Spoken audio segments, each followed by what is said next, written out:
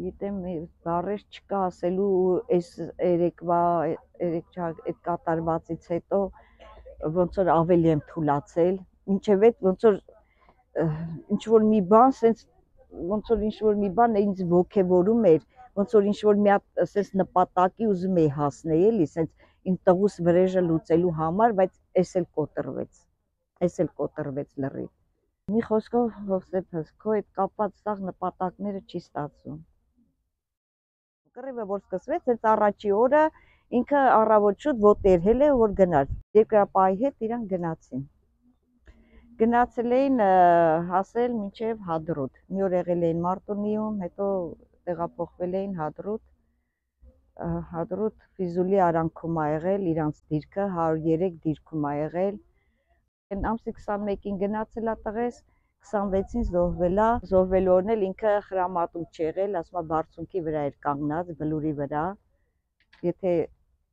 ըտե չլներ, ասում ա միգուցե ճակատագիր ա չես կարասես, ասում ա բայց միգուցե ասում ա չզոհվեր։ Մարմինը 2 ամիս հետո, հոկտեմբերի 26-ին զոհվել ա, դեկտեմբերի 24-ին երեխուս բանի խիդաներ, չէ վերել էին արդեն, Գորիսից բերեցին, արդեն մորգում էր հերացի, 25-ին պանիխիդան են կարել, 26-ին էլ բերեցին տղուս եռաբլուր։ Տեղը գիտեինք, թե քարտեզով նշած, կարմիր խաչին ներկայացրած, որտեղ ա ինքը, որ իրան բերեն։ Ուղղակի Հադրութը արդեն թուրքերի տիրապետության տակ էր, մինչև թույլ չտային, չէին կարա բերեն, 2 ամիս տևած, մինչև որ թողեցին, ընդեր զոհվածներին հանեցին։ Բերեցին, մտել եմ մորգ, տեսել եմ իմ տղուն, ծածկած էր ճիշտ է սավանով, բայց փորի այս հատվածը լրիվ կար միսը, մարմինը իրա, վրան ջարդած բանալի դաջվածքը կար, տեսել եմ, որ հավատամ իմ տղեն ա։ Այս նկարը ավտոբուս նստելուց էր, ինքը այդ ժամանակ արդեն նստում էր ավտոբուս, այնտեղ տղաներից ինչ-որ մեկը ձեն ա տվել իրան, ֆռացել ա, բան չի ասես, ժպտացել ա մենակ ու նստել ա ավտոբուս, նկարել էին իրան,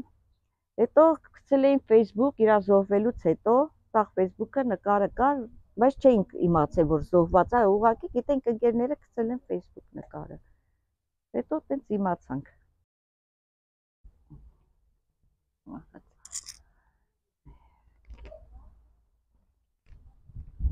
Ուղղակի այս վերջի այս երեկվայից կռիվը ոնց որ սաղից թուլացրեց լրիվ, թե էլի միտեղ հույս ունեինք, միտեղ ինչ-որ, հիմա